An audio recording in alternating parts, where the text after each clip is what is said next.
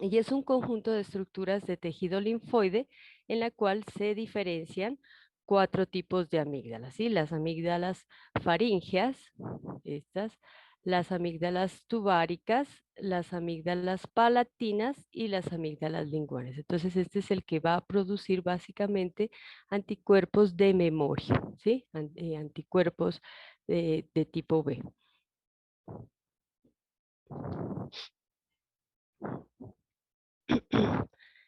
¿Qué es la faringitis? Entonces hablamos de que es una inflamación de la mucosa que recubre la faringe o las amígdalas. Entonces, cuando hay extirpación de las amígdalas, una cirugía que ya muy poco recomendada en la actualidad, ¿por qué? Por lo que acabo de mencionarles, y es un sistema de protección, pero anteriormente, en años pasados, sí, cuando había mucha inflamación de esta parte, se presentaba mucha faringitis en los niños, entonces se recurría a la extracción de las amígdalas. Entonces, mire que se observó, se empezó a determinar que estos niños o estos jóvenes, estos adolescentes continuaban con los procesos infecciosos, se perdía, entonces ya sabemos en este momento parte de la protección que que estas amígdalas proveen, ¿no? Entonces vamos a tener que los agentes etiológicos van a ser básicamente de dos tipos, virales y bacterianos. La prevalencia en la faringitis viral, pues va a ser entre el 90 y 95% en niños menores de 3 años y del 50 al 70% en niños mayores de 5 años y en niños entre los 3 y los adultos, aquellos que ya presentan como predisposición a este tipo de afecciones. En cuanto, bueno, veamos todo lo de la viral, los agentes etiológicos van a ser los adenovirus, rinovirus, coronavirus, parainfluenza, influenza, el virus respiratorio sincitial, sarampión y los coronavirus, que pues estamos afrontando esta pandemia por este tipo de virus. ¿Qué vamos a encontrar a nivel de la garganta, de la faringe? Pues vamos a encontrar un punteado en membrana que se conoce como lengua de fresa. Y el diagnóstico pues va a ser básicamente clínico. Ahora pues con el coronavirus lo que se está realizando es una prueba rápida, ¿sí? Son pruebas rápidas las que se están realizando. Incluso ya hay pruebas caseras para la determinación de la presencia o ausencia del coronavirus. En cuanto a las em, faringitis bacterianas, vamos a tener que se presenta entre 5 y 10% en niños menores y del 20 al 30% en niños mayores de 5 años. Y en adultos, pues los vamos a encontrar en niños de entre 5 a 15 años en adolescentes, básicamente, ¿sí? Los agentes etiológicos, cuando las edades oscilan entre los 5 y los 15 años, vamos a tener, ojo, como agente etiológico el Streptococcus pyogenes, ¿sí? Es una bacteria gram positiva, un coco, que pertenece al grupo Lancefield A. Entonces, y en los adolescentes vamos a encontrar estreptococos hemolíticos, pero de los grupos C y G. Vamos a hablar un poco más de esto, a qué hace referencia ese grupo A, a qué hace referencia el C, el G, ¿sí? ¿Qué vamos a encontrar básicamente a nivel de la faringe? Entonces vamos a encontrar placas blancas, halitosis y vamos a encontrar que estas son purulentas. Entonces esa halitosis hace referencia a mal aliento, el cual la persona está hablando y se siente, ¿sí? Hay mucha fiebre en este tipo de pacientes em, y mucha dificultad al deglutir. El diagnóstico se realiza por cultivo y por los resultados elevados de la prueba de Astos o de ASLO, que es para la determinación de la antiestreptolicina O.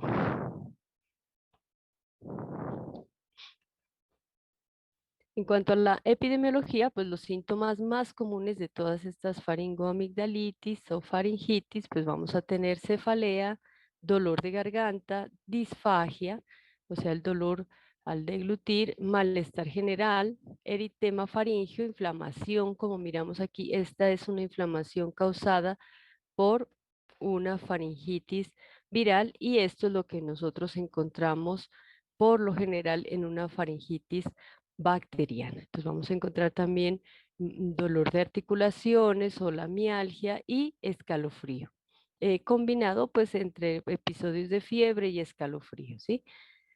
Vamos a encontrar un igual predominio tanto en hombres como en mujeres, aunque si nosotros miramos las estadísticas en este momento con la epidemiología de coronavirus, vamos a ver que es un poco más alta en hombres que en mujeres, ¿sí? La afección estreptocóxica pues es más frecuente en los niños menores de 5 años, ¿sí? Incluso en los menores de 3 años es en los que más vamos a encontrar y la incidencia la vamos a encontrar en épocas de invierno o de tiempo lluvioso en nuestra ubicación geográfica en Colombia, ¿sí? ¿Qué es el estreptococo SP? ¿Sí? Entonces vamos a ver que estos estreptococos están clasificados de acuerdo a unas pruebas que realizó Lancefield, de acuerdo a la forma como responde a los sueros y que determina el antígeno que presenta determinando la especie, ¿sí? De acuerdo al grupo, pues todos responden a un mismo antígeno, pero de acuerdo a la especie es que se presentaron si responde a estos sueros determinados al suero A, al B, al C, al D, que el suero es el que lleva el anticuerpo, entonces identifica el antígeno que presenta cada una de estas especies de cocos, ¿sí? Entonces vamos a tener en el grupo A, ¿sí? Aquellos cocos o estreptococos que presentan el antígeno A en su membrana, entonces vamos a tener especies como las más importantes, como el Streptococcus piógenes, ¿sí? Pero no es el único.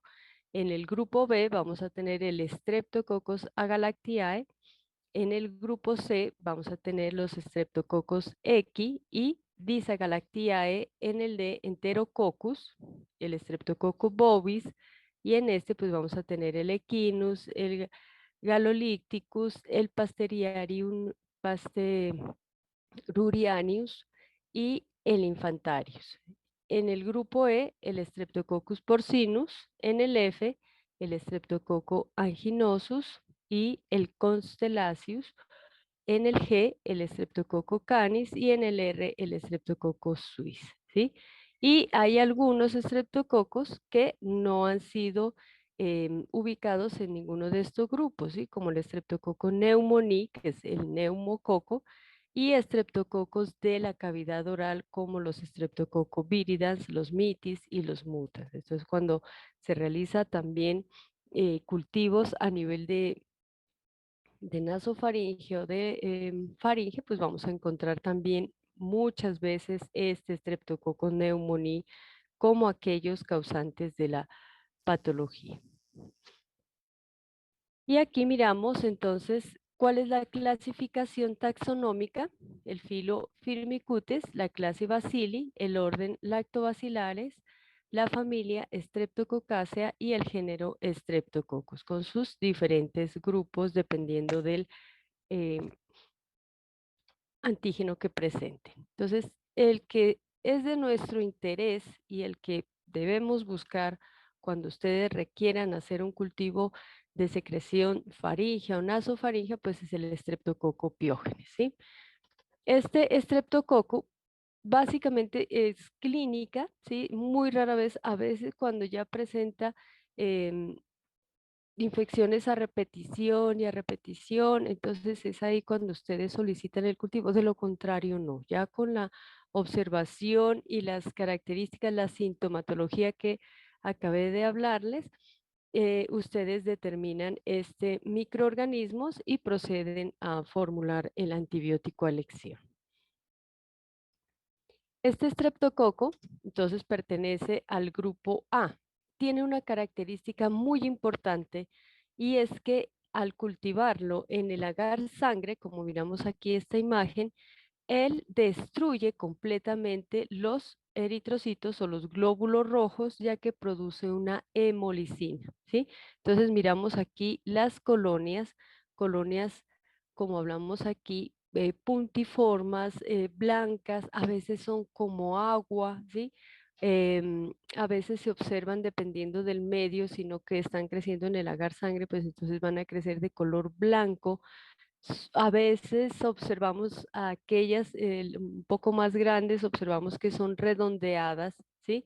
Pero básicamente se observan como puntos, ¿sí? Como miramos aquí en la imagen, de borde entero, convexas, o sea, elevadas. A veces las encontramos por lo general o en algunas ocasiones planas, y el diámetro de estas colonias, como son tan pequeñitas, de 1 a 2 milímetros, en estas de 2 milímetros, pues es en las que alcanzamos a observar que son redondeadas. Y lo más importante y característico es la producción de la hemólisis beta. Al realizar el GRAM a este cultivo, pues entonces vamos a encontrar cocos, los cuales cocos gram positivos, los cuales se están agrupando en cadenas, ¿sí? No cadenas lineales, sino cadenas como las observamos aquí en la imagen. ¿Por qué? Pues porque también depende de la forma como nosotros realizamos la tinción de Gram, ¿sí? La gotica de solución salina o de agua destilada, y realizamos ahí la homogenización. Entonces siempre los vamos a encontrar en cadenas cortas o cadenas muy largas, como observamos aquí en la imagen. Las pruebas que se van a realizar para identificar, mm, ya determinar que es un estreptococo piógenes, van a ser inicialmente para el género. Vamos a realizar la prueba de catalasa. Estos estreptococos, recordemos por la práctica que ya realizamos, van a ser catalasa negativa, o sea que al diluir una colonia en agua oxigenada, pues estas no van a producir burbujas, ¿sí? No van a liberar oxígeno. Y al realizar la prueba de bacitracina van a ser sensibles. Se van a aglutinar con el antisuero, ¿sí? Al someterlos al suero que contiene el anticuerpo A, pues ellos van a reaccionar identificando pues el carbohidrato C del grupo, ¿no? ¿Cuál es la estructura específica? Entonces son cocos gram positivos. Eso ya lo miramos nosotros y sabemos que tienen una pared de peptidoglicano gruesa, ¿sí? Ya sabemos cuál es la constitución química molecular de esa pared de peptidoglicano. Entonces, ¿qué es lo que tiene adicional este coco? Entonces va a presentar externa a su pared de peptidoglicano una cápsula, ¿sí? De ácido hialurónico.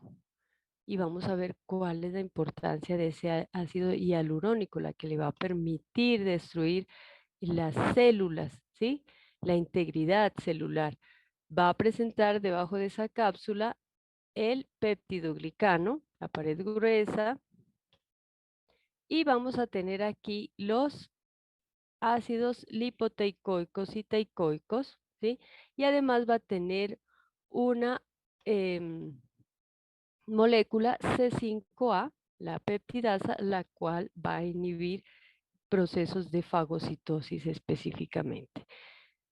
En el interior, pues vamos a tener ya las estructuras conocidas básicas de las bacterias en general, ¿sí? El material genético o el cromosoma bacteriano va a tener ribosomas, eh, partículas de almacenamiento, etcétera, ¿sí? Y adicional vamos a encontrar aquí la proteína M.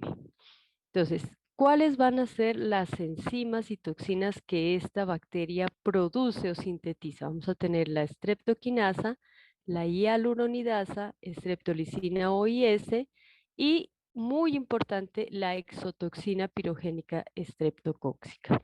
Entonces, ¿cuál es la importancia de estas estructuras que nosotros estamos mencionando? Pues van a ser como la streptolicina O, ¿sí?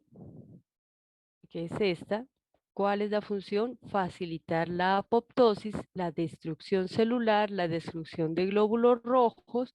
eh, por eso nosotros observamos en el agar sangre cómo los glóbulos rojos se destruyen y observamos partes transparentes donde está creciendo o se están desarrollando las colonias bacterianas.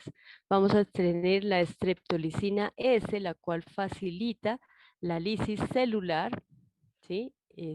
Aquí está representada. Este cuadrito es muy importante que ustedes cuando les envíe las diapositivas lo repasen, ¿sí?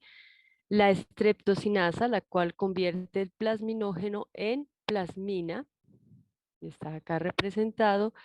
Va a tener proteinasas como la interleuquina 8, proteínas de cisteína, las cuales destruyen el tejido, las estereasas, el inhibidor del complemento, va a presentar pilis, va a presentar o a producir estreptodornasa extracelular, las cuales destruyen las trampas de extracelulares de neutrófilos, muy importante, ¿sí?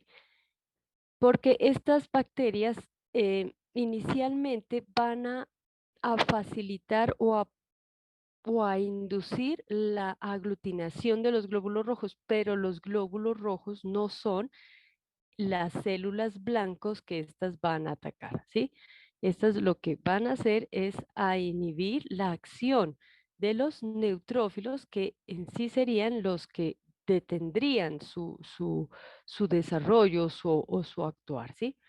Entonces destruyen las trampas celulares o extracelulares de los neutrófilos.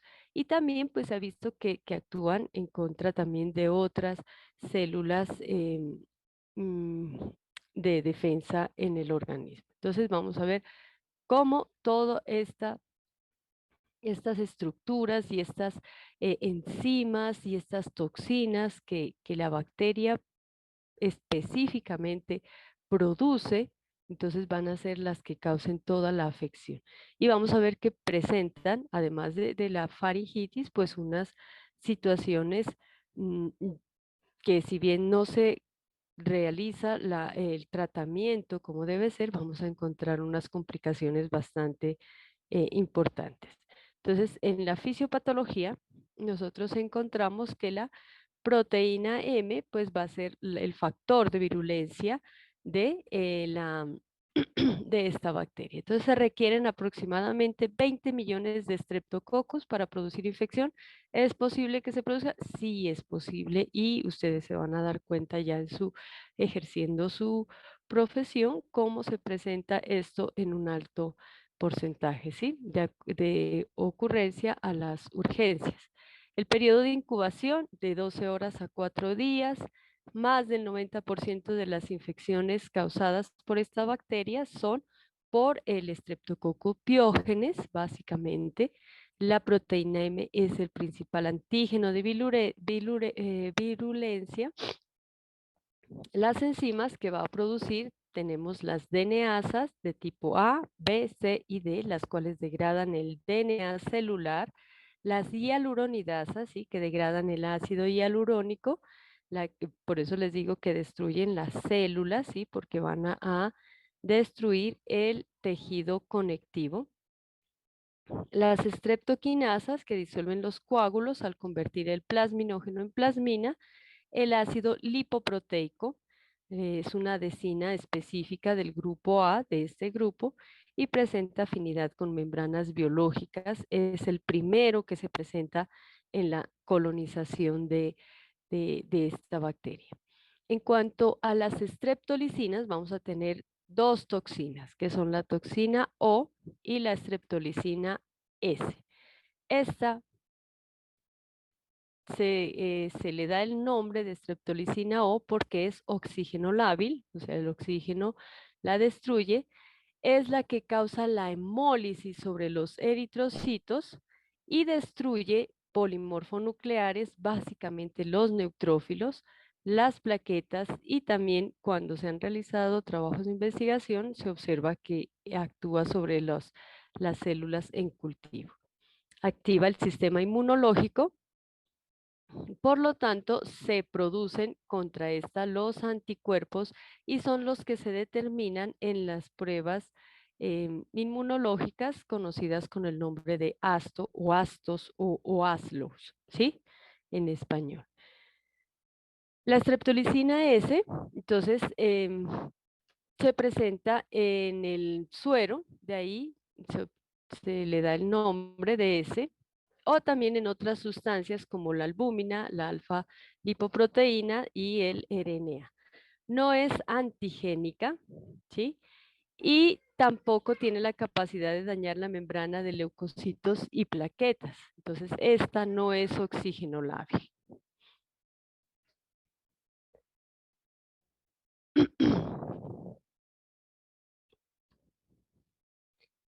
Y también de mucha importancia la exotoxina pirogénica estreptocóxica, responsable de la erupción en la fiebre escarlatina y la que causa esta, este signo de la lengua en fresa blanca, es la que lleva a la producción de la fiebre y de la citotoxicidad.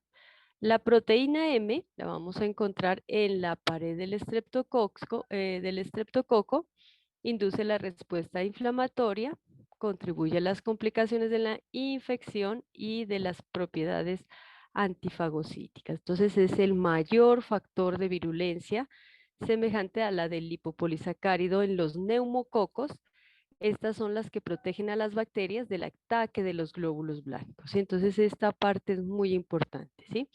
El antígeno específico de especie es un polisacárido ya conocido como el carbohidrato C que mencionaba anteriormente. Mediante el análisis de las proteínas M y T de Lancefield, también se establecen serotipos dentro de cada grupo, ¿sí? El Streptococcus pyogenes presenta una gran variedad de factores de virulencia conocidos como factores de virulencia, todos los componentes que posee este organismo o los organismos que son indispensables para producir la sintomatología, ¿sí? La enfermedad básicamente que se manifiesta en los huéspedes. Esta proteína M, al igual que la cápsula, la producción del ácido hialurónico ¿sí? Por esta estructura, el ácido, el ácido lipoteicoico o la peptidasa C5A que se ubican en la pared celular también son de importancia, ¿sí? Entonces, todos estos factores de virulencia son los que sintetiza la bacteria, ¿sí? Y los excreta al exterior, como enzimas, ¿sí?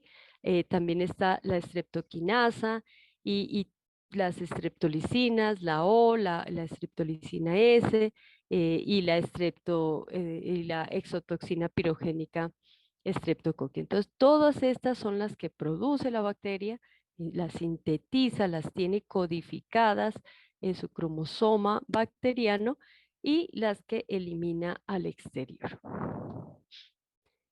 Las principales manifestaciones del estreptococo piógenes pues van a ser unas de infección directa, otras em, síntomas, signos postinfecciosas, ¿sí? Básicamente cuando no hay un buen tratamiento a nivel de o se deja que la infección se resuelva sola, ¿sí? Muchas veces conlleva a enfermedades o procesos infecciosos posinfección, ¿sí? Y enfermedades mediadas por las toxinas que estas bacterias producen, ¿sí? Entonces, en la infección directa vamos a tener infecciones de la piel en tejidos blandos, que son la pioderma, el impétigo, la celulitis y la erisipela. Los vamos a ver cada uno de estos, pero no en esta parte, porque aquí estamos viendo infecciones del sistema respiratorio. Aquí vamos a tener también las faringitis, las infecciones de hueso y articulaciones, las bacteremias. Entonces, cada una de estas, pues las vamos a ver cuando lleguemos a sus partes. Aquí nos vamos a centrar en esta parte de la faringitis. Enfermedades post-estreptocóxicas, pues tenemos la fiebre reumática, que puede también ser una enfermedad reumática del corazón, las glomerulonefritis, POPs estreptocóxicas, y en enfermedades mediadas por toxinas, la fiebre escarlatina, el síndrome de shock tóxico estreptocóxico y las fascitis necrotizantes. En cuanto al diagnóstico, entonces, muy importante, ya que se ordena un examen de laboratorio. Entonces, el laboratorio se toma inicialmente de la cavidad posterior de la lengua, ¿sí? El paciente tiene que abrir muy bien la boca, decir para permitir que la lengua descienda, ¿sí? Y con ayuda de un bajalenguas, entonces vamos a llegar hacia la parte posterior, ¿sí? Entonces, en esta parte posterior es de donde nosotros tomamos con escobillones completamente estériles, en la forma como, bueno, esta parte no la alcanzamos a realizar en laboratorio, entonces se toma hacia la parte posterior, girando el escobillón en un lado y en otro, y de estas realizamos tanto el gram para observar microscópicamente la forma, la tensión y la agrupación del microorganismo, y realizamos el cultivo. Entonces, en el cultivo realizamos muchas veces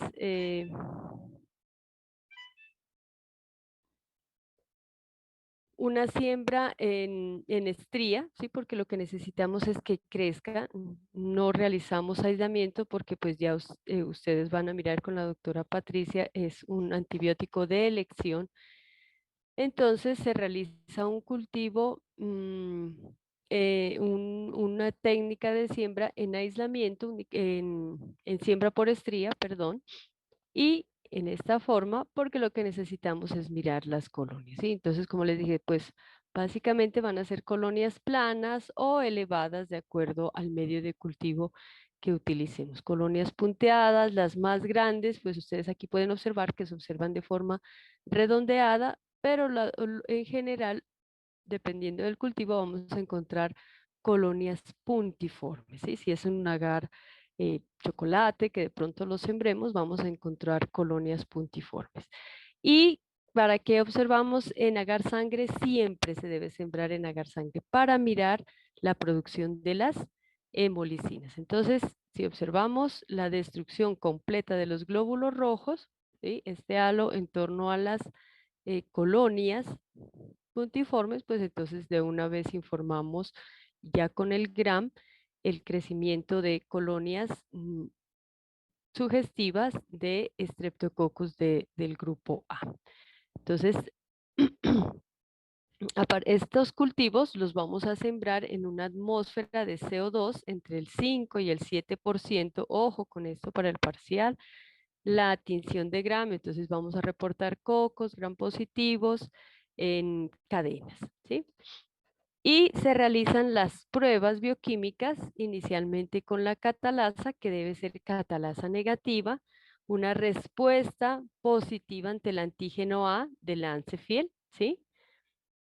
La sensibilidad a la bacitracina también le debemos reportar, observando que al realizar un cultivo masivo, entonces uno realiza siempre en una sola caja de agar sangre en una parte, se realiza la prueba para bacitracina y ante la cual debe ser sensible, ¿sí?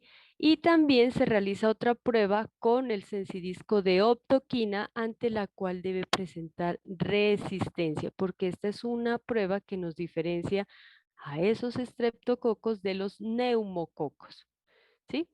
Y el desarrollo de la beta hemólisis. Entonces, eso es lo que ustedes van a recibir en un resultado de laboratorio clínico. ¿Tienen alguna pregunta para que me escriban ahorita en el chat?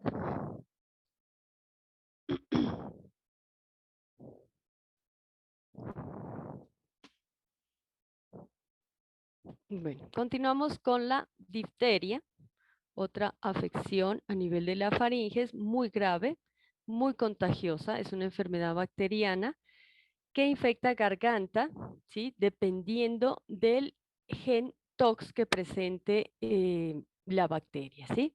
Entonces, este gen tox puede ser positivo, ¿sí? Si presenta este gen tox que se presenta a partir de qué? De una em, infección viral, ¿sí? De una lisogenia por un bacteriófago, ¿sí? Un virus que realiza lisogenia con esta bacteria, con el Corynebacterium diphtheriae o bacilo de Krebs-Loeffler, y las bacterias que presentan esa lisogenia, entonces son las que van a causar la difteria respiratoria. Los que no presentan el gen TOX, entonces van a causar infecciones a nivel de la piel o una infección o una difteria cutánea. Se propaga por simplemente el hecho de hablar con personas que estén infectadas con este tipo de afección. Es una infección ya muy rara en comunidad, em, de portadores sanos, básicamente que son los más peligrosos, ¿sí? O aquellas que se presentan por infecciones directamente por traumas o heridas en la piel. El agente etiológico tenemos que es el Corynebacterium diphtheriae, el periodo de incubación de 2 a 4 días, y lo más característico de esta infección pues va a ser esta pseudomembrana que puede causar la obstrucción de las vías respiratorias hasta causar pues una completa asfixia de la persona. Entonces eso es lo más característico. Entonces tampoco requieren de exámenes de laboratorio, a menos que la persona vaya de manera prematura, ¿sí? Antes de que se forme ya toda esta membrana dura, ¿sí? Y fibrosa que se observa aquí en la imagen. Entonces es ahí cuando a veces ustedes solicitan el GRAM y es cuando se reporta este bacilo. Entonces, ¿qué es lo que se observa al realizar una tinción de Gram? Son bacilos, ¿sí? Bacilos, los cuales se agrupan en letras chinas. Entonces, miren los que ellos están aquí agrupados y tienen una característica muy importante, es que tienen un extremo amplio, ¿sí? A pesar de que no presentan esporas internas, entonces siempre vamos a encontrar un extremo mucho más amplio, que es característico como de cabezas de fósforos, ¿sí? Pero no es porque presenten esporas. Entonces tampoco presentan de movilidad, fimbrias o flagelos, y miden más o menos entre 2 a 6 micrómetros de largo. En la tinción de Gram, bueno, ya les dije, se observan como letras chinas o en empalizadas, que a veces forman cadenas muy largas o secuencias muy largas de bacilitos organizados, unos seguidos de otros.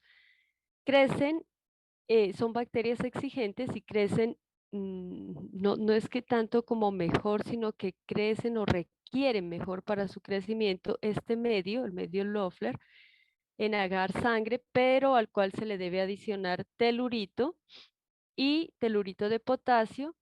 Y lo que vamos a observar son colonias pequeñas, a veces puntiformes, pero también mire que en agar sangre nosotros podemos ver que son colonias redondeadas con borde entero o continuo, que van desde blanco a un blanco grisáceo, pues muy característico. Miren esta tonalidad. Van a ser colonias translúcidas con centros opacos, que son los que van a permitir o dar ese aspecto o esa impresión a la vista, ¿sí? De un color grisáceo por los centros opacos. Son elevadas de manera convexa y presentan bordes continuos.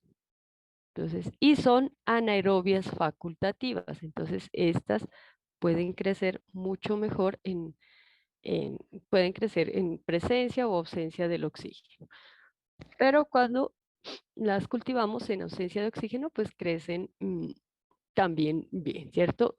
En cuanto a la patología, tenemos que presentan o producen mejor en su interior la toxina diftérica, la cual es producida por el gen TOX. Entonces, estas serían TOX positivos y esto es lo que se debe a la lisogenia con el bacteriófago, ¿sí? Con ese virus que es propio de esta especie. Entonces, ese gen nos va a causar esta toxina diftérica. Entonces, es el principal factor de virulencia. Es conocido como una exotoxina AB. La toxina es una toxina termolábil que bloquea la síntesis proteica de las células epiteliales y produce la pseudomembrana, la cual está conformada por epitelio necrótico, bacterias y leucocitos. Entonces, toda esa pseudomembrana que se desprende o que se quede ahí adherida, entonces va a tener esa composición. La dosis letal debe ser superior al 0,1 microgramos por kilogramo de peso. Se produce en el lugar de la infección y se dispersa a través de la sangre. Entonces provoca lesiones en vías respiratorias, en la orofaringe, en el miocardio, en el sistema nervioso, en las fibras motoras, básicamente llevando a una parálisis y también lo cual puede conllevar a la muerte, ¿sí? Y también puede afectar a los riñones. Entonces aquí observamos el, el bacilo con las protuberancias, ¿sí? En los extremos. Entonces, en Gram se observa como si fueran fósforos, ¿sí? Una parte delgada y una parte amplia, un extremo amplio hacia el otro. Los síntomas de la difteria respiratoria, entonces van a ser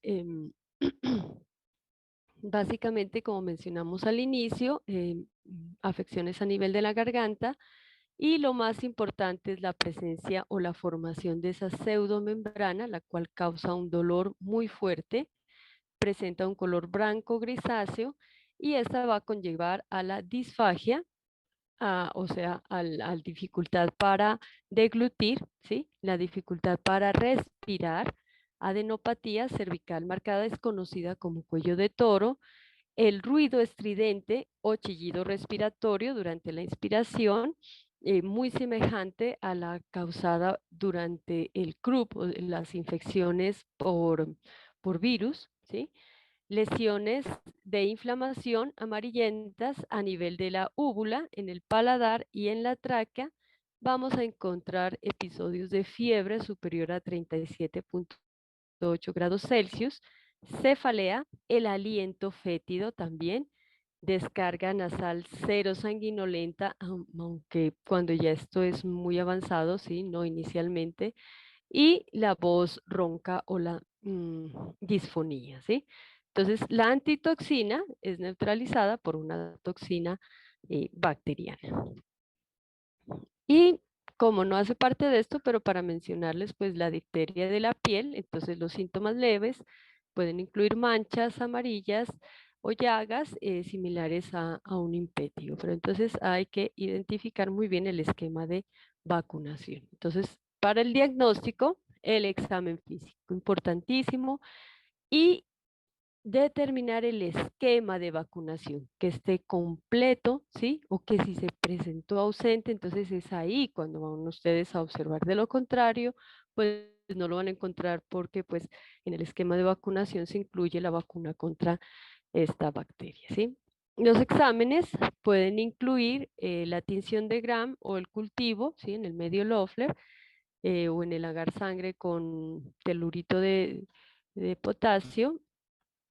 El cultivo va a ser del exudado faríngeo para identificar la bacteria.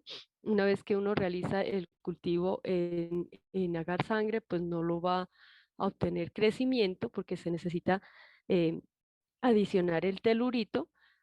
Entonces, cuando uno revisa el gram y ya observa esta bacteria, entonces uno ya procede a cultivarlo o a remitir la muestra a laboratorio de salud pública para que realicen el cultivo en, em, en el agar Loeffler y para que se capte a estos pacientes porque básicamente es porque no se ha cumplido con el esquema de vacunación. Y también se realiza a nivel de salud pública el análisis de la toxina para establecer la presencia del gen TOX, ¿sí? Preguntas sobre esta parte de la difteria. Si tienen preguntas, pueden hacerlas en el chat, por favor. La tosferina, entonces, llamada coqueluche, ¿sí? Ojo con esto. Entonces, la tosferina causada por la Bordetella pertussis se conoce como comúnmente, ¿sí?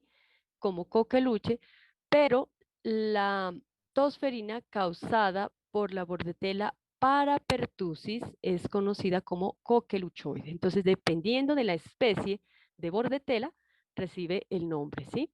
Entonces, es altamente contagiosa también.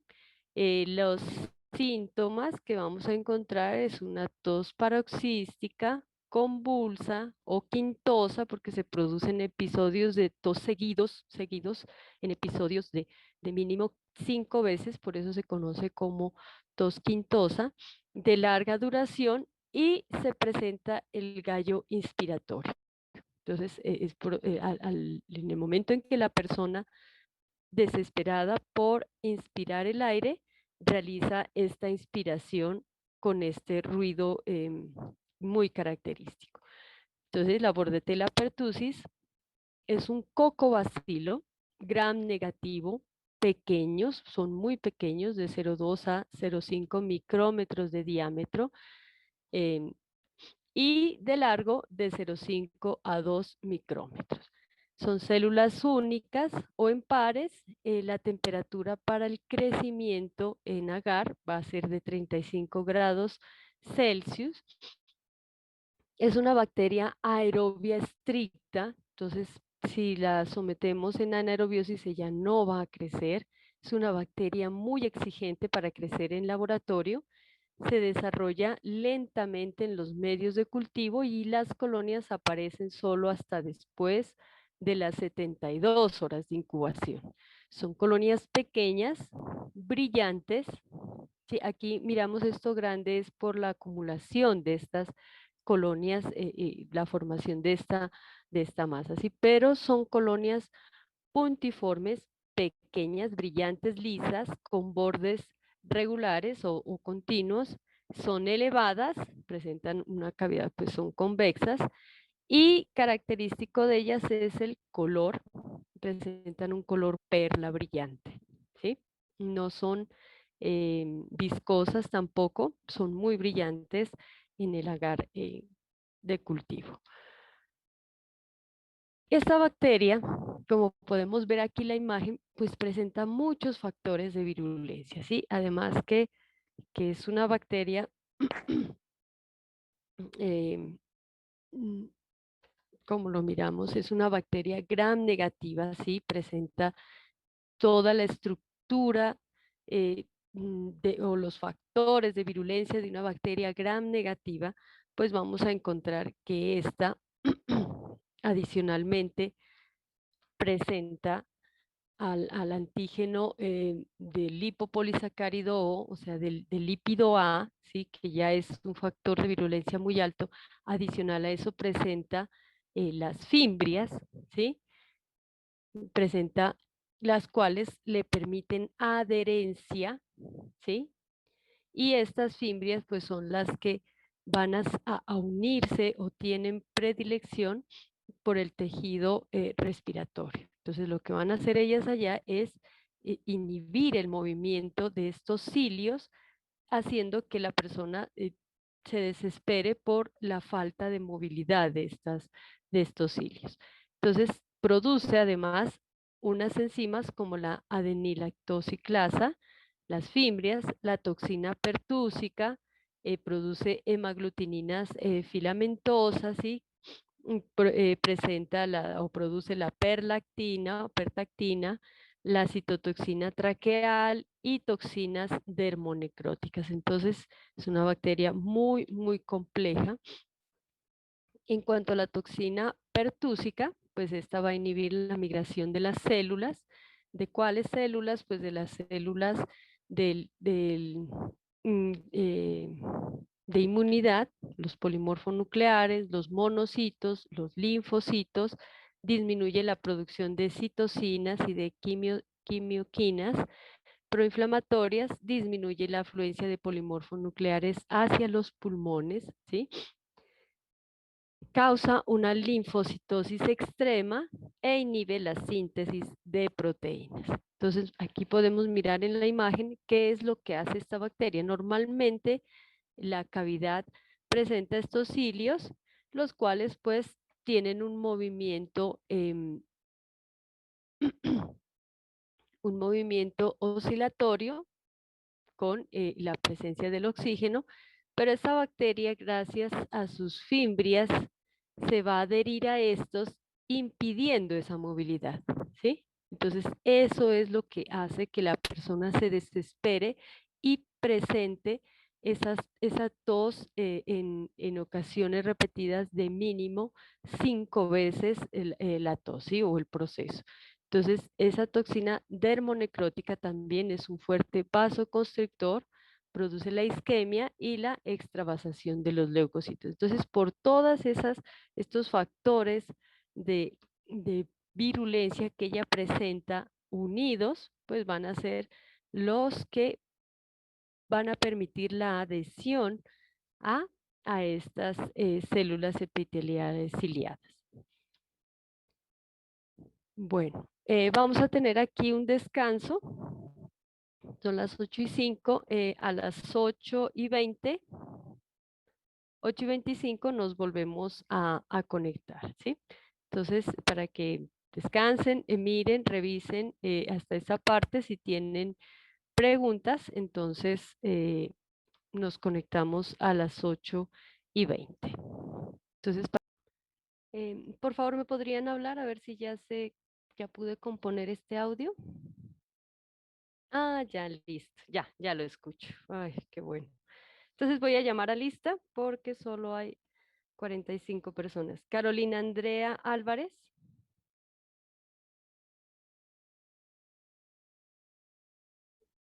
Karina Antonella Arcos, Maritza Yadira Bermúdez, Presente, profe. María Fernanda Burbano, Presente, doctora. George Steven Delgado, Presente. Daisy Sofía Díaz, Presente, doctora. María Alejandra Díaz Ortiz, Presente, doctora. Gina Lisbeth Escobar, Presente, doctora. Arley Sebastián España, Diana Camila Fernández, Presente, doctora. Jaime Andrés Flores, Presente, profe. Harold Mauricio Gaviria, Buenos días, doctora, presente. buenos días, Oscar Daniel Goyes, Presente, doctora. José Luis Guaquez Jacome, Presente, doctora. Daniela Lisset Jiménez, Presente, doctora. Diana Ruby Medina, Presente, profe. Fernanda Vanessa Morán, Presente, profe. John Alexis Morcillo Argote, Presente, profe. Jonathan me Camilo escucha? Ñáñez, sí. Jonathan Camilo Ñáñez, Presente, doctora. Luz Dari Orbes, Presente, doctora. José Nicolás Peña, Carol Daniela Pérez,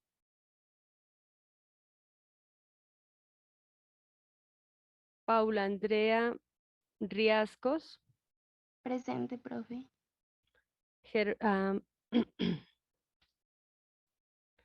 Brian Adrián Rosero, Presente, profe. Álvaro Javier Salcedo, Constanza Juliet Trujillo, Presente, profesora. Álvaro Javier, Sí, profe. listo.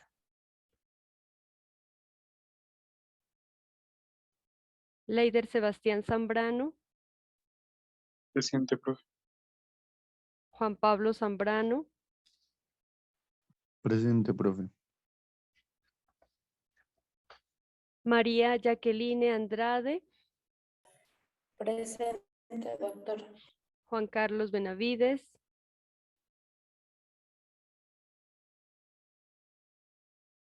Karen Daniela Buccelli, Presente, doctora. Carlos Javier Betancourt, Presente, doctora. Isabela Cadena, Presente.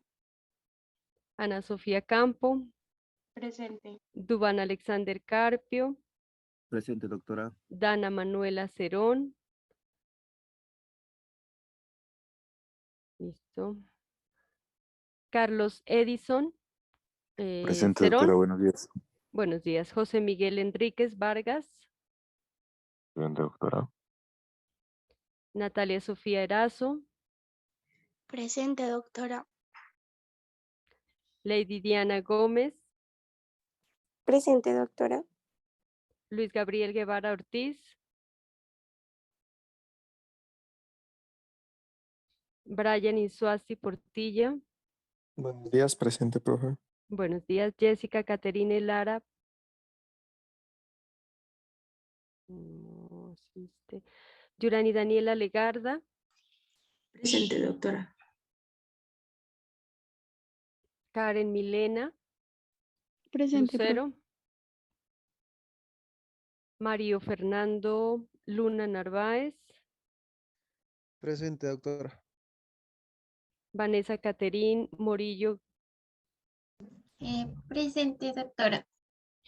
Oscar Johan Narváez, Presente, doctora. Mauricio Javier Ordóñez, Presente, doctora. Angie Paola Ortega, Sebastián Mauricio Pantoja López,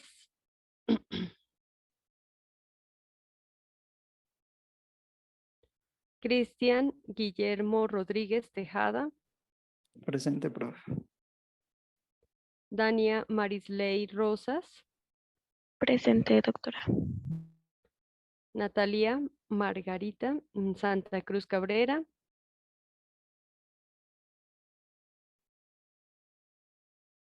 Diego Andrés Tobar, Presente, doctora. Nicolás Velázquez Valenzuela Presente, doctora. y Ginette Lorena Villota. Presente, doctora. Buenos días, doctora. Buenos días, ¿cómo te Qué llamas? pena. Carolina Álvarez. Carolina. ¿Alguien más? Bueno, Profe, sí, dime. Bueno, ahora sí ya están 51. Dime, si me colocó la asistencia, ¿cómo te llamas? Maritza Bermúdez. Maritza. Sí, sí estás aquí. Vale, profe, gracias. Maritza Yadira Bermúdez. Profe, Bueno. buenos días, Antonella. Buenos días, Antonella. Bueno, que sea para esta segunda parte de la clase. Bueno, de la primera parte, quienes asistieron, ¿tienen alguna pregunta?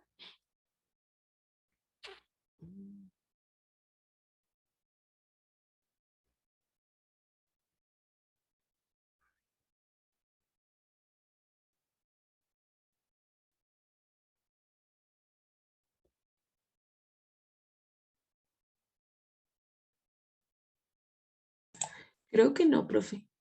Bueno. Entonces, vamos a continuar.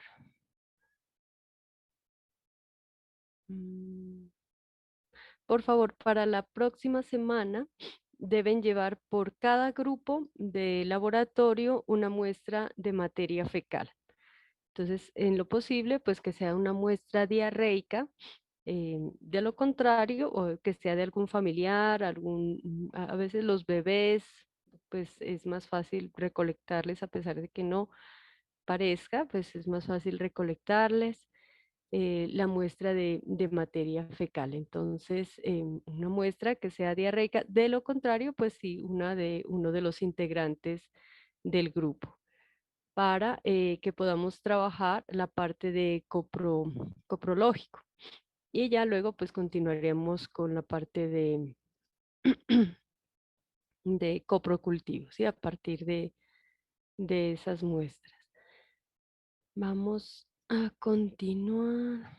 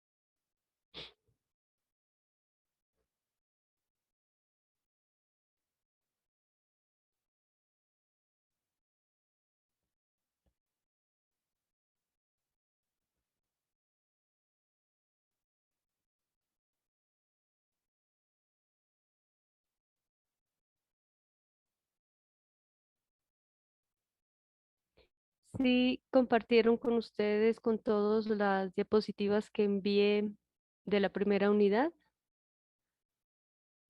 Sí, doctora. Bueno.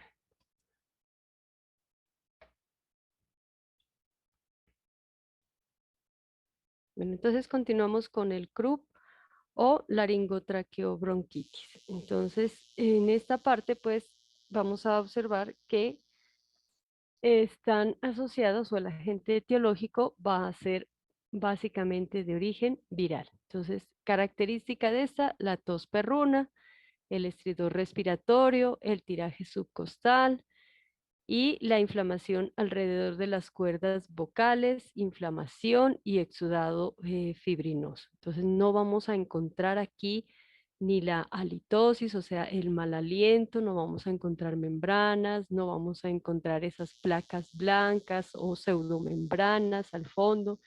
Y característico de esto es que se va a presentar en las edades en los extremos de la vida, o sea, en los niños o en los bebés, en los cuales puede ser muy grave, al igual que en las personas ya de avanzada edad, de más de los 55 años en adelante. Entonces, muy común en bebés y en niños, ¿sí? Entre bebés muy pequeñitos, ¿sí? Aquí pues está como un promedio desde los 6 meses hasta los 5 años, pero pues lo vamos a encontrar a veces en niños con edades inferiores a esta, ¿sí? Y lo que vamos a encontrar es la obstrucción de vías aéreas superiores y alteración de la voz. Entonces, ¿qué es el estridor o el tiraje subcostal? Entonces, vamos a observar este corto video.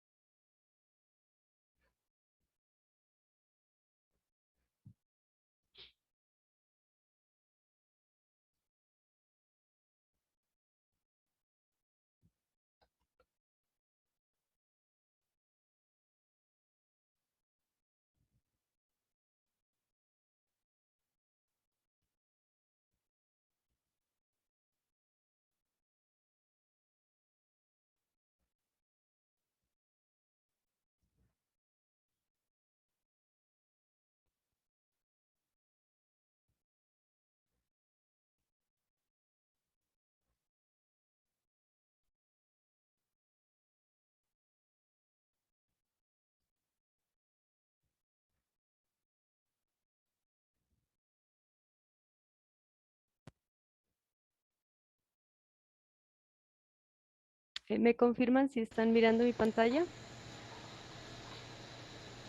Sí, doctora. Entonces, esto es lo que se conoce como el tiraje subcostal, ¿sí? La dificultad y la respiración muy dificultosa en estos. A veces los niños pueden presentar un estado pues como normal en cuanto a sus actividades, pero em, ya con esta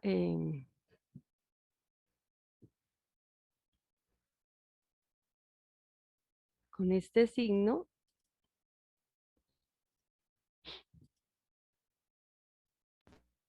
ya hay que entrar a tomar acción. Entonces, eso es muy característico del grupo, ¿sí?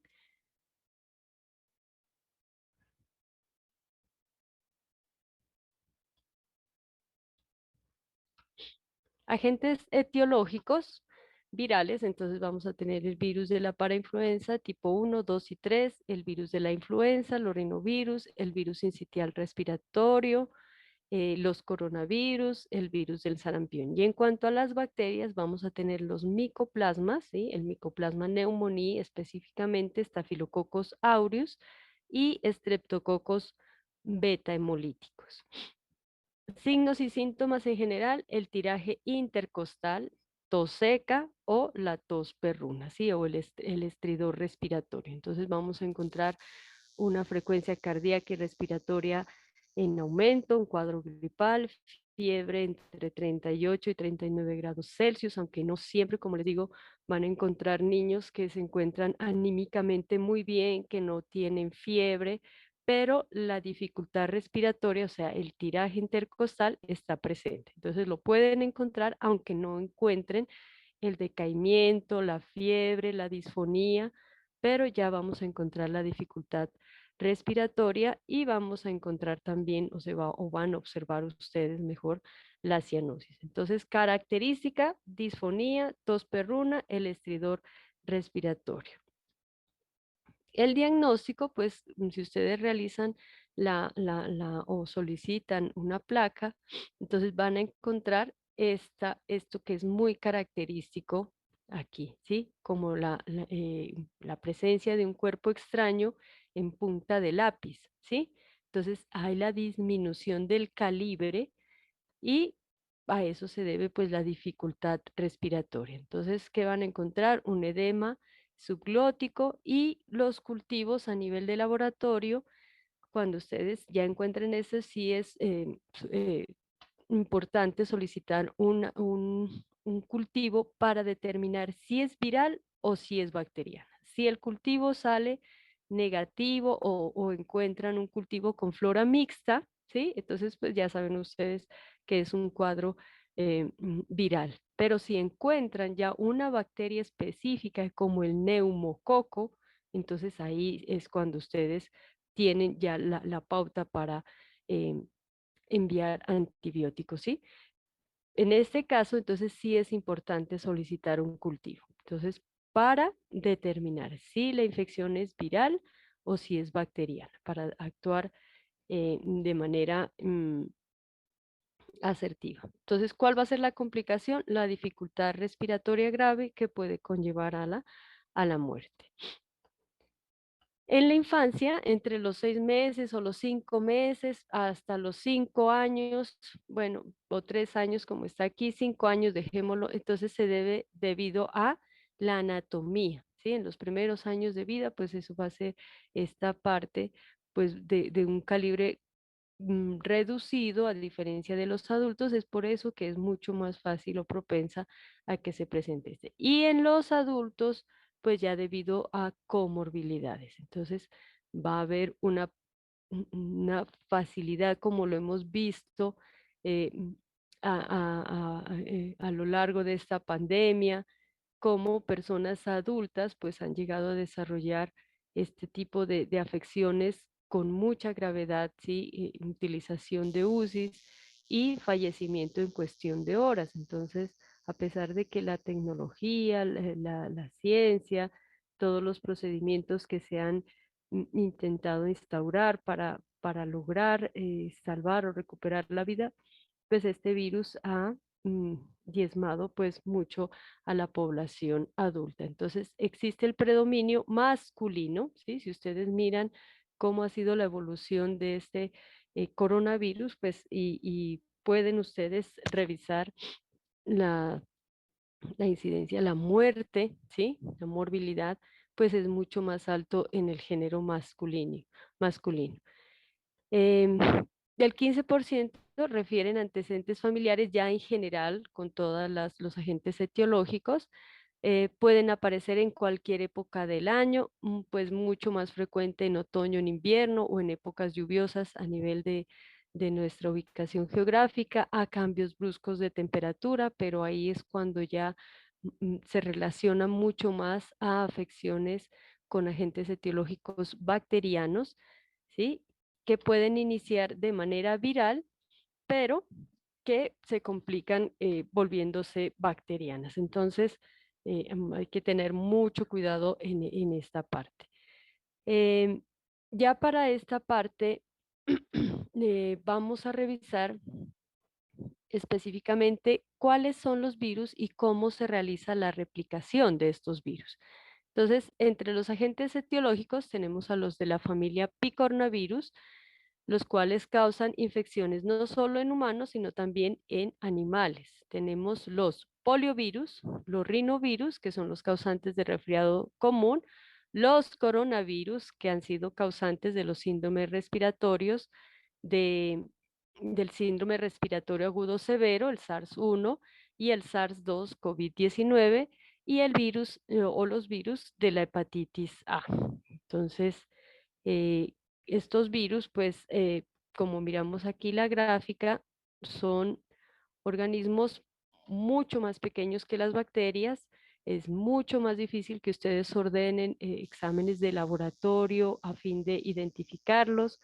No se pueden observar. Entonces, es la realización de un examen, de una prueba rápida en este momento, pues para el COVID-19, PCR, que es lo más indicado, y que se realice en el laboratorio. Entonces, en las noticias, pues ustedes ya saben, han escuchado que existen pruebas caseras, pero que pues no hay quien certifique la realización o no de estas. Entonces tampoco sale de la casa un certificado que le diga, mire, dio positivo, negativo, no. Tiene que ser emitida de un laboratorio en la cual haya sido pues firmada por un profesional, ¿no? Entonces, con excepción de los coronavirus, que son mucho mayores en cuanto al tamaño, todos estos son virus muy pequeñitos, por eso se denominan picornavirus, ¿sí? Pico quiere decir pequeño, entonces más o menos el tamaño de estos es de unos 30 nanómetros de diámetro. Em, los coronavirus, estos sí ya son mucho más grandes y el nombre viene de acuerdo a la apariencia que estos presentan como de una corona. Contienen en su ácido nucleico RNA de cadena sencilla.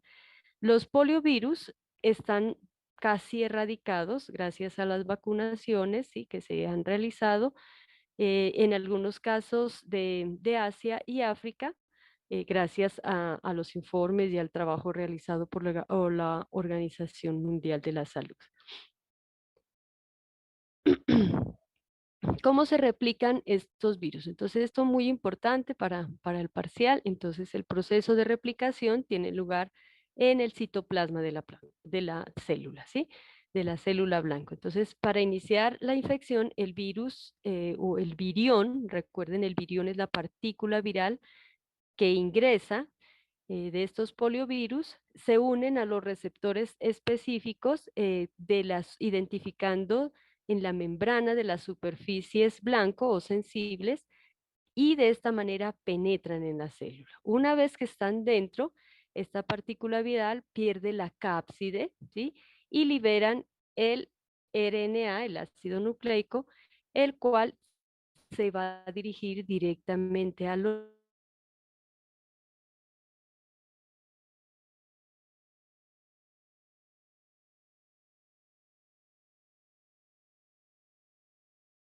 es traducido para formina y el RNA comienza la transcripción, la replicación del RNA inicia después de que se ha realizado la infección. Entonces, después de un periodo de ventana en el cual él ingresa y realiza el proceso de ingreso y de identificación y de ingreso en las células sensibles, ¿sí?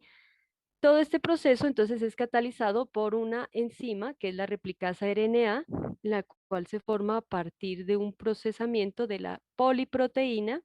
Esta replicasa utiliza la cadena positiva de RNA como modelo.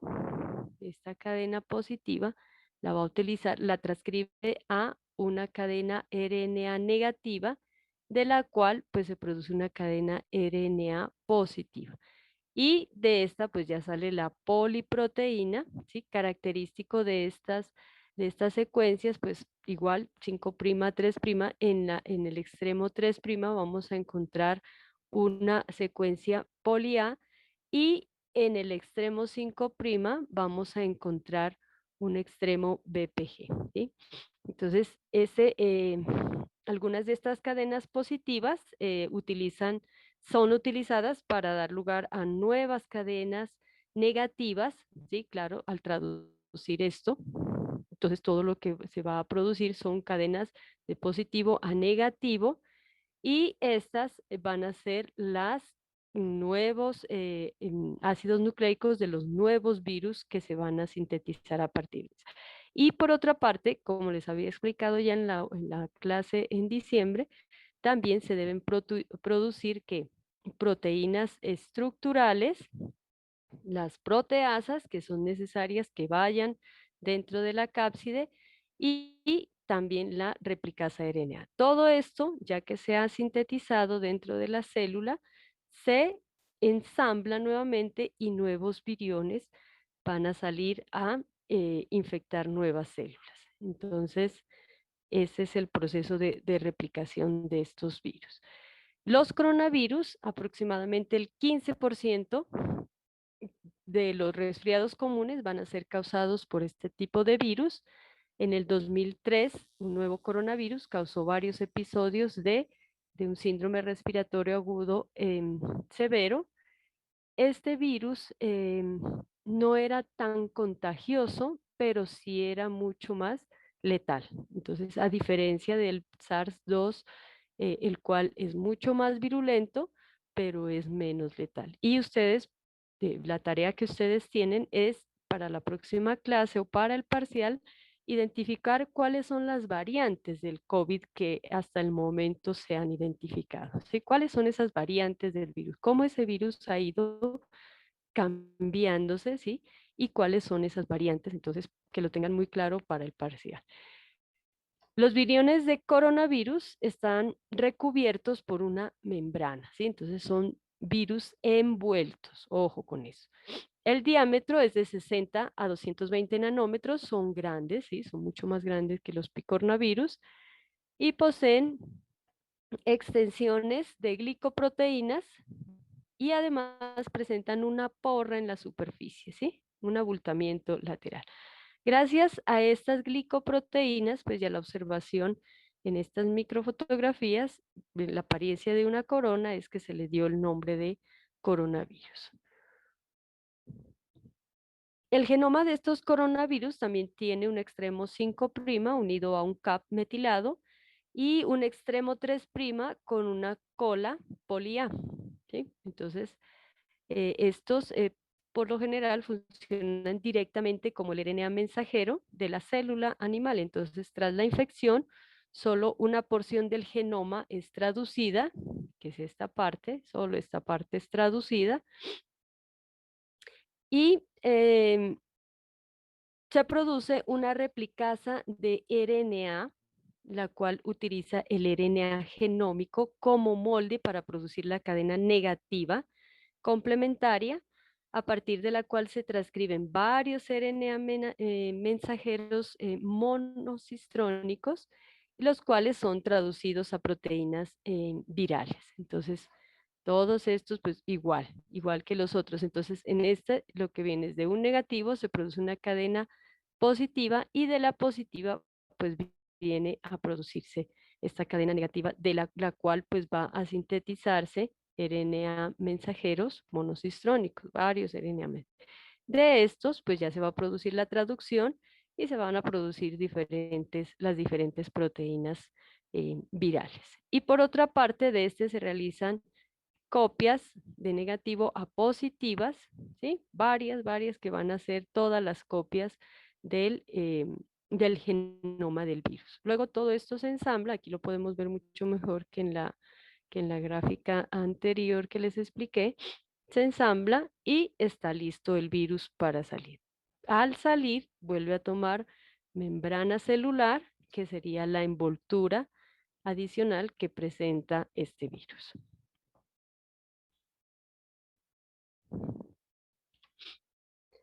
Los virus RNA de cadena negativa, entonces cuando presenta estas cadenas de secuencia negativa, entonces quiere decir que son complementarios al RNA mensajero. Existen dos tipos importantes de tipos RNA cadena negativa, que son los rhabdovirus, ejemplo el virus de la rabia, ¿sí? Y los ortomixovirus, que incluyen el virus de la gripa, o sea, el virus de la influenza, por eso hablamos de esta parte aquí.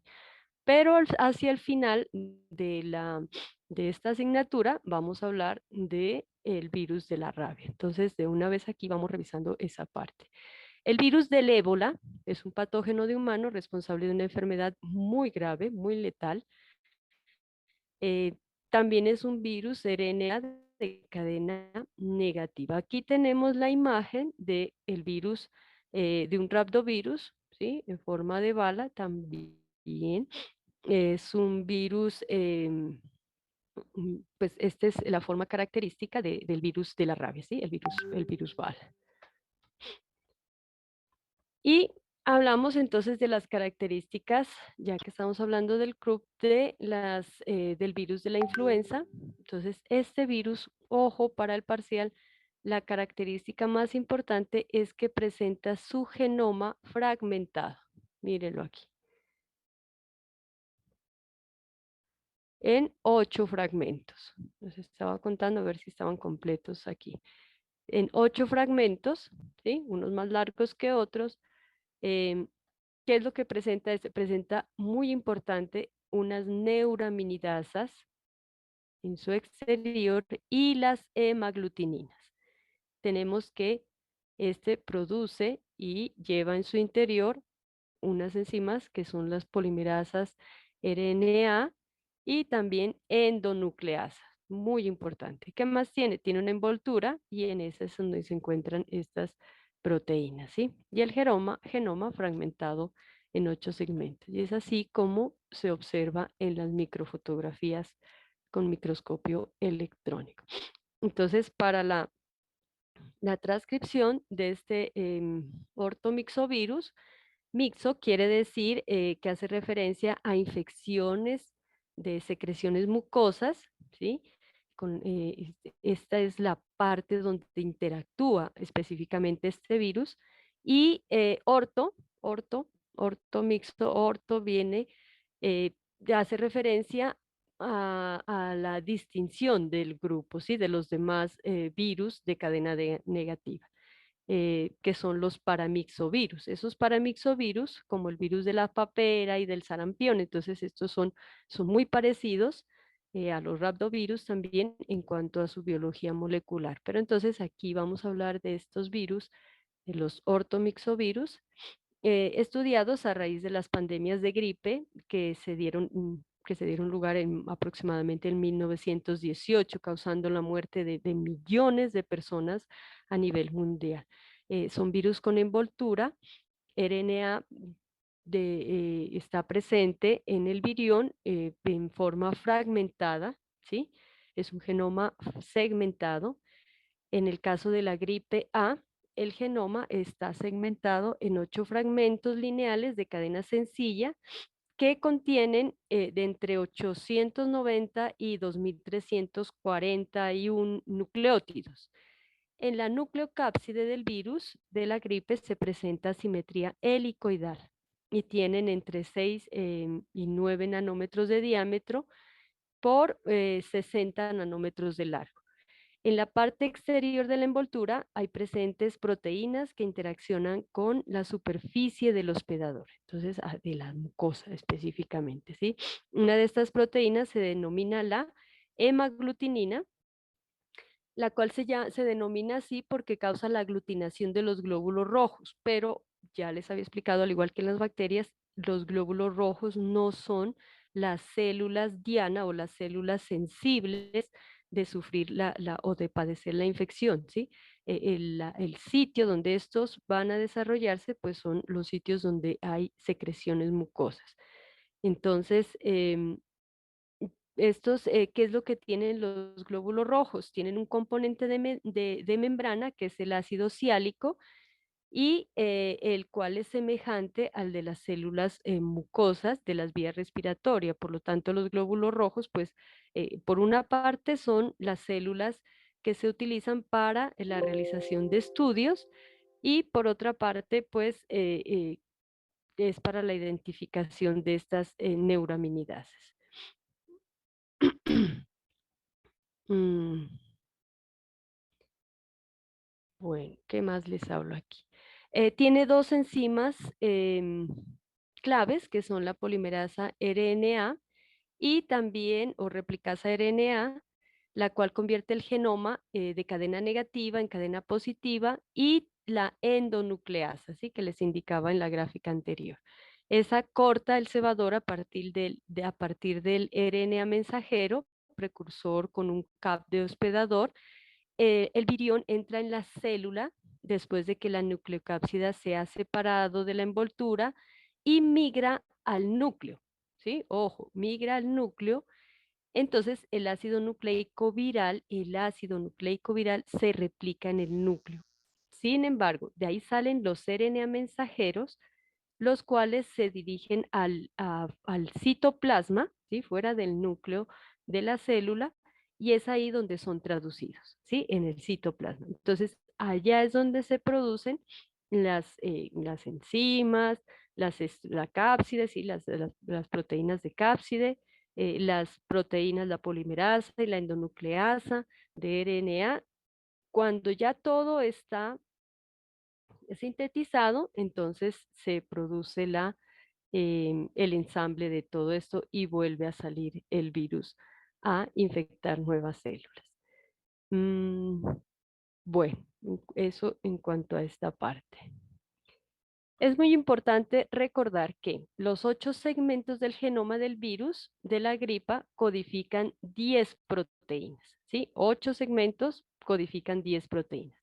Los RNA mensajeros se transcriben a partir de 6 segmentos, dando lugar cada uno a una proteína, ¿sí? Mientras que los otros 2 segmentos cada vez producen una proteína, pero ellos vuelven y son traducidos en el ribosoma y codifican otra proteína adicional. Entonces, algunas de las proteínas que se producen son necesarias para la replicación, por lo tanto, pues es necesario que estas estructuras, ya una vez que se han sintetizado, sean las proteínas estructurales y las del genoma, los fragmentos, sean encapsulados o sean ensamblados dentro de la célula para posteriormente salir.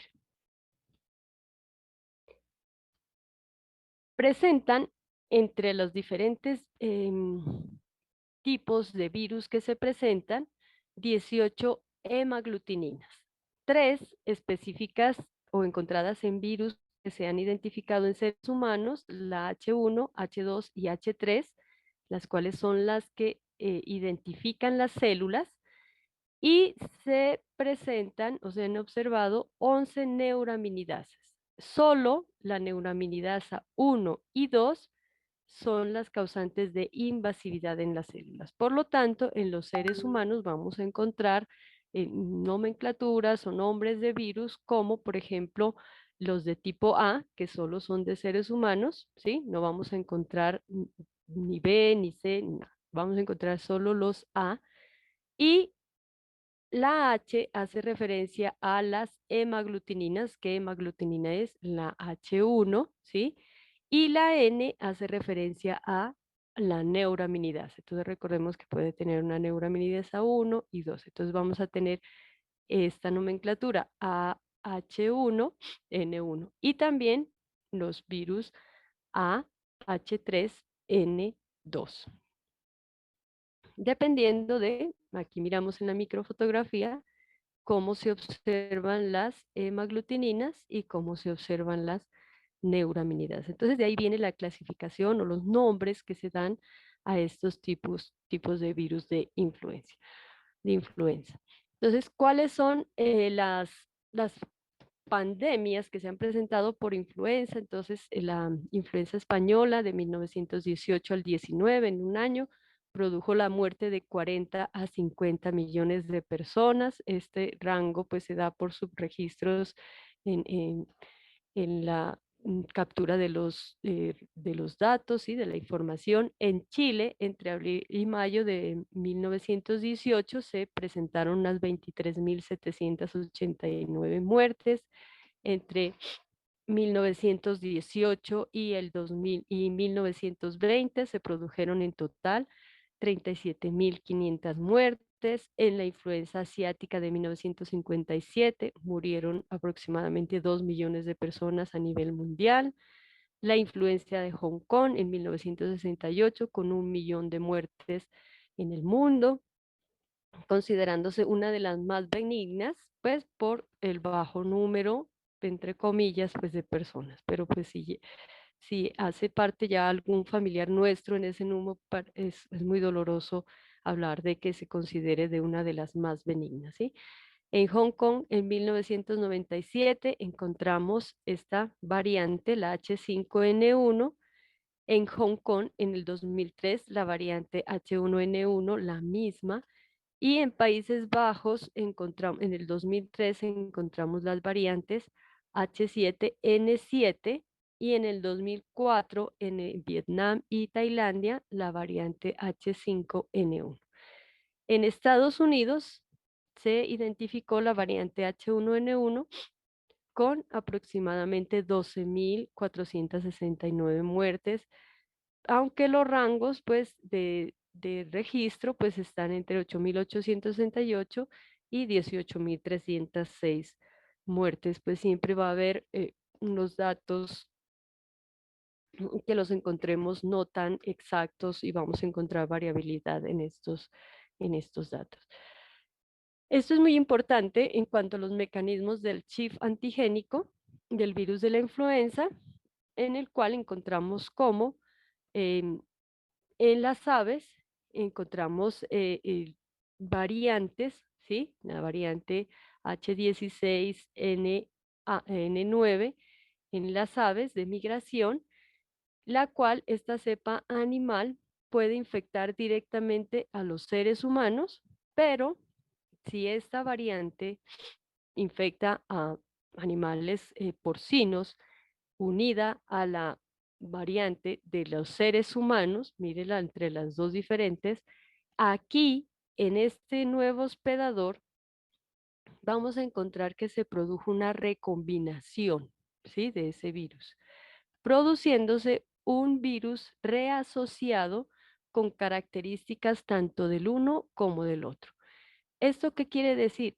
Que este es un nuevo virus, ¿sí? De la misma familia, pero con características diferentes.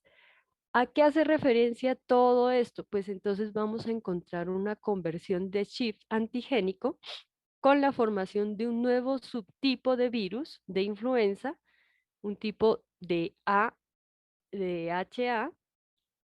El menos frecuente es un subtipo NA, ¿sí? Con variación en la neuraminidasa, el cual es reemplazado por un nuevo subtipo de la cepa animal. Y en la deriva DIRF antigénico, entonces vamos a encontrar que se encuentran cambios menores, ¿sí? Y vamos a ver cuál es la importancia de todo esto. Entonces aquí van a ver únicamente sustituciones de aminoácidos en la hemaglutinina y en la neuraminidasa, pero aún así las vacunas pueden surtir efecto. Entonces, en esta parte, pues nosotros encontramos cambios mayores y cambios menores. Entonces, en cuanto al tipo viral, si hay cambio mayor que cambie en cuanto al tipo, pues siempre para seres humanos va a ser de tipo A, Y en cuanto al cambio menor, pues que se presenten combinaciones entre los serotipos de animales y de hombres. Entonces, el mecanismo, aquí vamos a tener una reasociación de genes con el virus de la influenza de animales y en esta vamos a tener mutaciones puntuales. Entre las modificaciones antigénicas, aquí vamos a tener cambios mayores y se va a presentar una desviación antigénica. En esta vamos a encontrar, cuando hay cambios menores, la deriva antigénica. Ojo para el parcial con esto.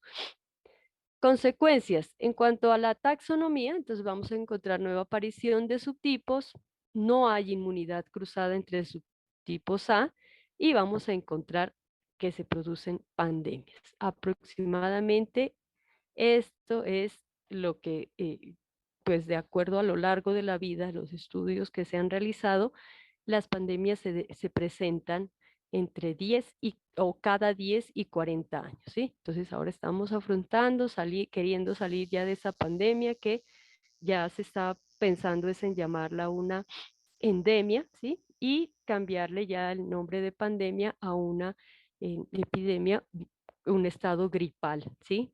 Pero en algunos países como en España, Alemania, les parece muy riesgoso que ya se cambie, se baje, por así decirlo, la guardia ante los cuidados que se deben mm, presentar, que se deben asumir ante este virus que aún no, ahora apareció otra nueva variante, por eso es la tarea para ustedes que me digan cuáles son esas variantes que apareció ese nuevo serotipo que apareció de este virus. Entonces no sabemos en qué momento, ojalá no, pudiese cambiar, como puede irse volviendo menos letal, puede volverse también más letal, ¿sí?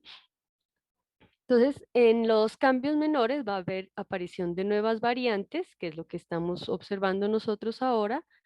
Puede presentarse la inmunidad cruzada, entonces estamos viendo que Omicron, por ejemplo, es mucho más contagioso, pero es menos letal, ¿sí?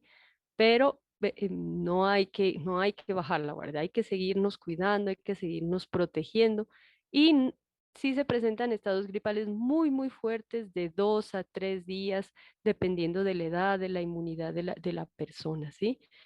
Y esto es lo que se causan, vamos a tener de aquí en adelante, pues, si ya decide la comunidad de salud, la Organización Mundial de la Salud, determinarlo como una epidemia, vamos a tener oleadas de estos estados gripales muy fuertes por coronavirus entre 1 y 3 años, ¿sí?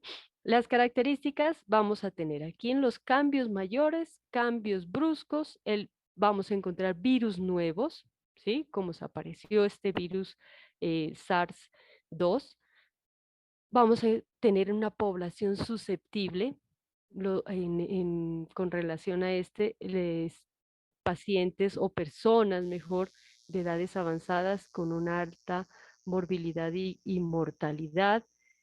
En los cambios menores vamos a tener cambios permanentes, una inmunidad parcial entre ellos y vamos a encontrar ya la presencia, ¿sí? Y vamos a encontrar que nuestros anticuerpos van a empezar a reaccionar contra este virus. Y pues ya cada vez esos virus van a seguir circulando y circulando, pero pues la infección nos va a dar una vez, a menos que llegue otro variante diferente, entonces ahí nos vuelve a dar otra vez la gripe, igual que con la influenza, ¿sí? El periodo de contagio, un día antes de que los síntomas se desarrollen, hasta 5 a 7 días después del inicio de la enfermedad. También se puede presentar hasta 10 días posteriores al contacto en ancianos e inmunocomprometidos, aunque con el virus del COVID, pues hemos visto que el periodo de contagio es más bajo, puede ser de 3 días, ¿sí? A 7 días, a 12 días lo tenían inicialmente. Entonces, de eso dependía el tiempo de aislamiento, ¿sí? Hasta 15 días lo establecieron luego. Vamos a tener una susceptibilidad universal, toda la población es propensa, vamos a tener protección cruzada en las personas previamente vacunadas, que es lo que se está buscando en la actualidad con este virus. El virus sobrevive y dependiendo del virus y de las estructuras que lo compongan, ¿sí? Entonces va a tener unos periodos más de sobrevivencia, dependiendo si las superficies son ropa, por ejemplo, o son superficies metálicas, o es madera, o son alimentos. Entonces vamos a tener una supervivencia aproximada de 48 horas, ¿sí? Por lo tanto, por eso tenemos que seguir realizando la desinfección. Las personas con toser, hablar, están eliminando el virus. Hay portadores sanos, ¿sí? Hay portadores sanos en comunidad y son ellos quienes, sin saberlo, pues están transmitiendo el virus. Por lo tanto, es necesario, se recurre o se requiere mejor continuar con la utilización del tapabocas, ¿sí? Para evitar que estas personas portadores sanas continúen transmitiendo este tipo de organismos. Factores de riesgo. Entonces, comorbilidades previas, enfermedad cardiovascular, enfermedades respiratorias, trastornos inmunes o autoinmunes, la obesidad, la diabetes, el cáncer, el embarazo, ¿sí? Entonces, todo lo que nosotros hemos visto en este momento. Bueno, complicaciones, neumonía bacteriana secundaria, por eso les digo, puede iniciar viral, pero por cambios bruscos de temperatura, personas que están en estado febril o con escalofrío y deciden salir sin ningún tipo de protección, pues entonces están propensas a adquirir o a que esa infección se vuelva bacteriana. Entonces decían, no, es que el paciente entró con infectada con una prueba de COVID positivo, pero está en el hospital, en la UCI, y ya dijeron que la prueba está negativa. No, eso no quiere decir que ya está bien o que ya está, no, mire que toda esa em, utilización de equipos allá adentro, eso son medios para que esos microorganismos bacterianos se introduzcan más hacia adentro o permanezcan a nivel de pulmones. Entonces, todo este tipo de atención en hospitales genera o puede generar la postración, el mismo estado de depresión en el que entra la persona, incluso ya decirle, mire, ya se va a quedar en el hospital, eso afecta el sistema inmunológico, ¿sí? Entonces, eh, ¿cuáles son las bacterias que pueden afectar ahí? Entonces son los estreptococos, como el Streptococcus pneumoniae, Haemophilus influenza y los estafilococos aureus. También pueden presentarse afecciones de oído, afecciones sinusales, deshidratación, insuficiencia cardíaca, miocarditis, bronquitis crónicas y otras enfermedades de pulmón. Y la muerte oscila, ¿sí? Para todos estos tipos de ya tanto influenza como para el coronavirus, van a ser entre 0.5 y 1 por cada 1000 casos. Entonces, la incidencia es baja, pero la contagiosidad es muchísimo más alta, ¿sí? Y ocurre en personas mayores en este rango, sobre todo en personas mayores a los 65 años. Bueno, eso es lo que tenía para hoy. La tarea, a ver.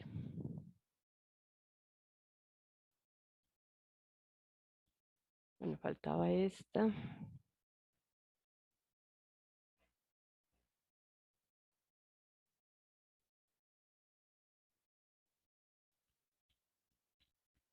El diagnóstico, entonces, para influenza, entonces vamos a tener la identificación de los tipos virales identificados. ¿Cuáles van a ser las muestras? En general, pues tenemos que realizar los hisopados nasofaringios, ¿sí? O aspirados o lavados, hisopado nasal, aspirado o lavado, hisopado isofaringeo. Entonces, las pruebas, pues, en laboratorio son rápidas, ¿sí? Pero ¿por qué se demora en que yo me hago la prueba o me tomo la prueba en la mañana, o 8 o 9 de la mañana, si no antes, y los resultados salen en la tarde? Es por la cantidad de pacientes que hay que marcar, hay que preparar la muestra, entonces ahí es cuando se va demorando. Además hay una parte en el laboratorio que es toda la parte de transcripción de resultados, entonces por eso es la demora. Si fuese un solo paciente, entonces pues a él sí le sale la prueba, el resultado. La duración de la prueba es de 15 a 20 minutos, pero así sea un solo paciente, todo el proceso de preparar la muestra, de realizar los controles al kit que se va a utilizar y posteriormente la validación y transcripción del resultado, pues eso va a hacer que se demore mínimo entre 45 una hora, ¿sí? Pero eso llévenlo a la realización de decenas de pruebas, ¿sí? Sino llamarlo cientos de pruebas en algunas ciudades. Entonces, eh, si se realizara una prueba uno solo, como las caseras, pues uno la tiene la prueba como una prueba de prueba de embarazo que son muy sencillas de realizar, ¿no? Pero en este caso, pues, y si ya son PCRs, pues ya son mucho más demoradas. Entonces, dependiendo de la prueba, pues ya va a demorarse mucho más. Bueno, preguntas. Han estado muy callados hoy. Yo creo que están todavía con los efectos de Navidad y de carnavales. ¿Tienen preguntas, jóvenes?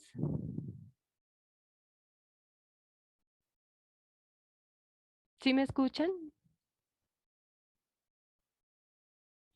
Sí, profe. Sí, dime.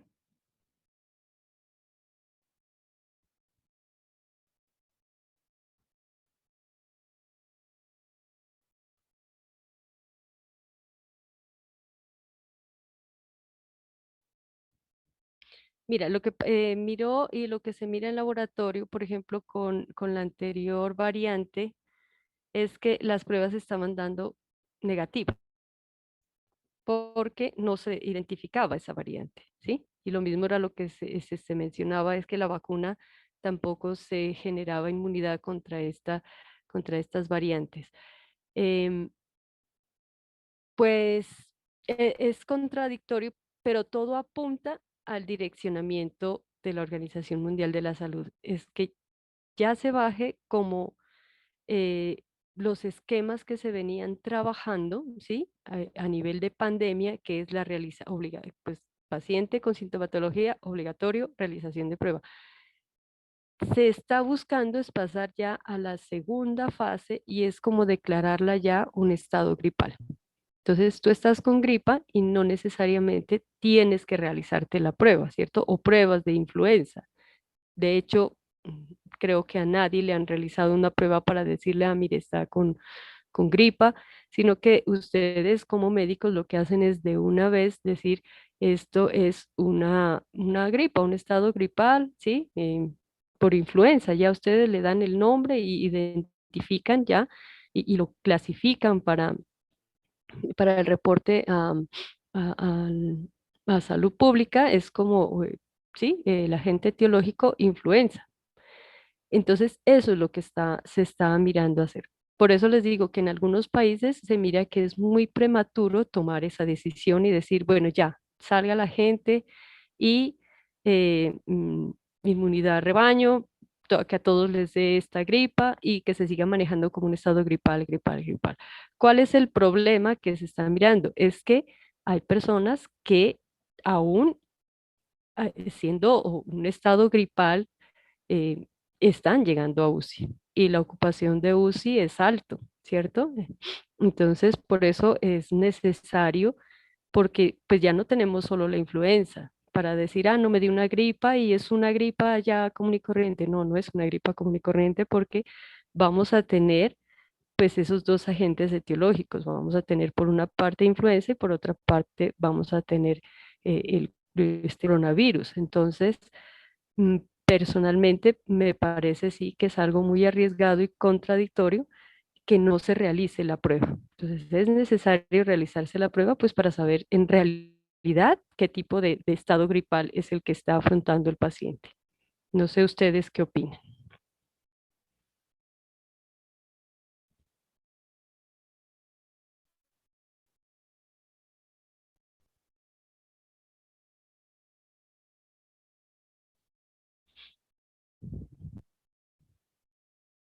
Ujú.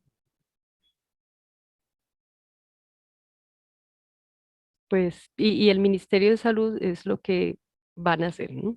Yo pienso que eso es lo que van a hacer por costos, por activar la economía, pero a la larga pacientes en hospitalización tienen que hacerse la prueba.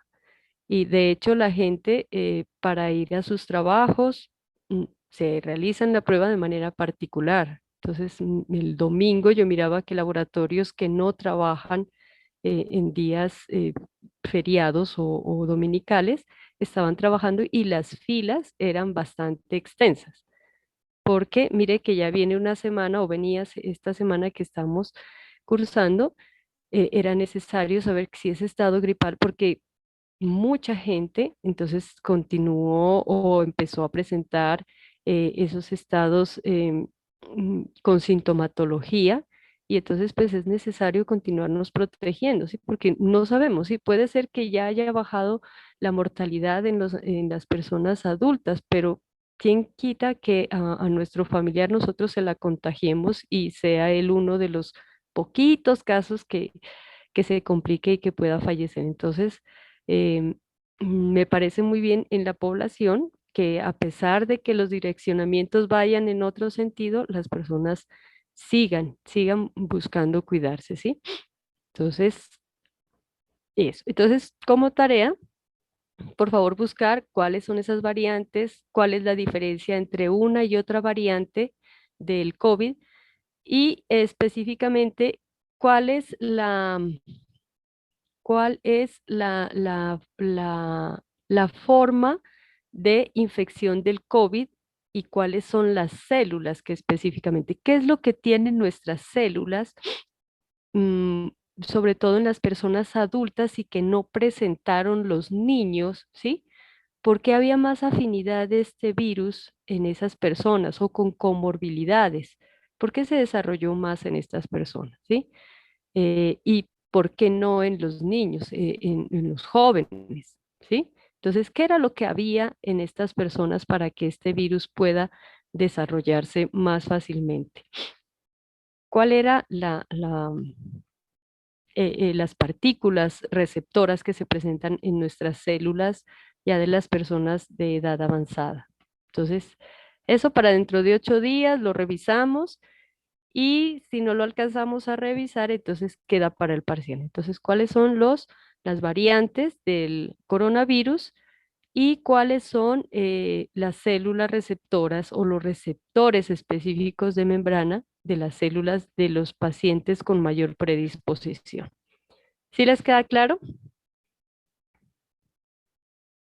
Sí, Y profe. revisamos un poquito coronavirus. Bueno, entonces, si no tienen preguntas, esta clase fue muy rápida, miren, 9:22, pero porque la primera parte pues estuve prácticamente hablando y no pude compartir con ustedes, me disculpan. Espero ya que en la próxima semana podamos estar trabajando allá, que podamos hacer nuestro laboratorio en presencialidad, pues porque esa es la manera como vamos a trabajar pues la materia fecal. Entonces, por favor, recuerden todos, cada grupo llevar una muestra de materia fecal, un poquito, ¿sí? No es necesario llevar la caja llena. Entonces, con un poquito, una cantidad como de, ¿qué les digo? Como de bueno, no sé, no sabría explicarles, un poquito, ¿sí? No hay que llenar la caja de materia fecal, porque igual ustedes son los que las van a tener que trabajar y abrir. Entonces, no lleven eso tan lleno, porque eso se llena de gas y al momento de abrirla, a veces no se puede casi ni abrir el recipiente pequeño que lo consiguen en una farmacia. Entonces, eso es por lo que se llena de gas. Entonces, quedan muy untados y contaminan mucho el mesón del laboratorio. Entonces, con un poquito de materia fecal que lleven, nosotros vamos a necesitar escoger con un palillo ¿sí? La muestra. Entonces miren que eso es y lo vamos a diluir en una gota de solución salina y de Lugol. Entonces es muy poco lo que nosotros necesitamos. Entonces, como del tamaño de un grano de frijol, qué pena la comparación, pero esa es la cantidad que necesitamos, no necesitamos más, ¿sí? Eso es suficiente para que lo revisemos. Em, bueno, entonces nos vemos en laboratorio, espero que ya todo continúe normal, cuídense mucho, no bajen la guardia y a cuidar mucho a su familia, no dejen de desinfectar las superficies, el aireamiento en todas las zonas de la casa, bueno, y todas las indicaciones que se venían trabajando. Entonces, utilizar el tapabocas, lavado de manos y nos vemos entonces el día lunes. Entonces, que tengan un feliz resto de día y de semana. Hasta luego. Gracias, luego, profe. profe. Hasta luego. Muy bien, hasta Muchas luego. gracias, doctora.